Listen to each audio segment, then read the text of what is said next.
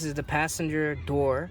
For anybody who's wondering, the door lock actuator is, you flip this and you can see it right there where the 2 is, right there, and there it is right there where that thing is in. You're gonna see it work once I do the button here.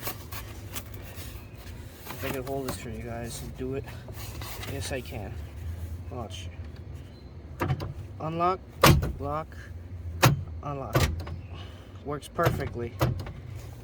So I did it for, you can see that side too is the same thing. It's kind of a mess, as you guys can see, but I'm gonna put back on this door panel now, so I guess you guys could, you know, watch me do it. I'll probably do a montage or something. But yeah, because I have to put it back on because you know, I don't have time. So today's the only day to put it back on. So cue the montage.